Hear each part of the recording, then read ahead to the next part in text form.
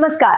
હરેક બાબતની ખબર રાખતા અને જરૂર પડે ત્યાં ખબર લઈ નાખતા સમાચાર માધ્યમ અપના મિજાજ ન્યૂઝમાં આપનું હાર્દિક સ્વાગત છે। છેલ્લા થોડા દિવસોથી સોશિયલ મીડિયા પર એક મજેદાર પરંતુ તીખી વ્યંગાત્મક પોસ્ટ ખૂબ વાયરલ થઈ રહી છે। આ પોસ્ટ ખાસ કરીને અમદાવાદના રસ્તાઓ અને સતત ચાલતા ખોદકામને લઈને છે। આ પોસ્ટમાં લખવામાં આવ્યું છે કે અમદાવાદની જનતાને ખાસ સૂચના। બાદશાહ અકબર અને જહાંગીરે અમદાવાદની ધરતીમાં અઢળક હીરાનો ખજાનો છુપાવ્યો છે। તેનો નકશો હજુ સુધી મળ્યો નથી, તેથી જ્યાં સુધી નકશો નહીં મળે ત્યાં સુધી એએમસી દ્વારા દરેક રસ્તાનું ખોદકામ 12 માસ ચાલુ રહેશે।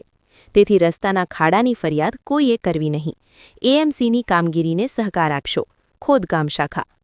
મિત્રો, આ લખાણ સ્પષ્ટ રીતે વ્યંગ છે, પરંતુ આ વ્યંગ પાછળ છુપાયેલો સંદેશ ખૂબ ગંભીર છે। અમદાવાદ શહેરમાં છેલ્લા કેટલાક વર્ષોથી સતત રોડ ખોદકામનો મુદ્દો ચર્ચામાં રહ્યો છે। ક્યાંક પાણીની લાઇન, ક્યાંક ગટર લાઇન, ક્યાંક ગેસ પાઇપલાઇન, તો ક્યાંક કેબલ નાખવાના કામ માટે વારંવાર રસ્તાઓ ખોદવામાં આવે છે।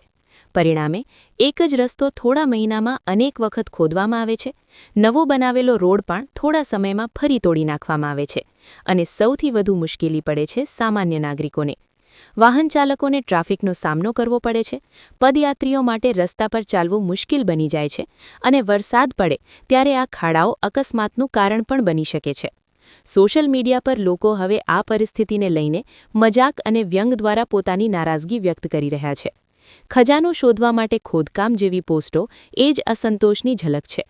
હકીકતમાં શહેરના વિકાસ માટે રોડ, ગટર, પાણી અને ગેસ જેવી સુવિધાઓ જરૂરી છે, પરંતુ પ્રશ્ન એ છે કે શું આ કામો યોગ્ય આયોજન સાથે થઈ રહ્યા છે? શું એક જ રોડ વારંવાર ખોદવાની જરૂર પડે છે? અને શું નાગરિકોને થતી મુશ્કેલીઓ અંગે પૂરતું ધ્યાન આપવામાં આવે છે? શહેરનો વિકાસ ત્યારે જ સાચો કહેવાય જ્યારે તે આયોજનબદ્ધ અને નાગરિક મૈત્રીપૂર્ણ હોય।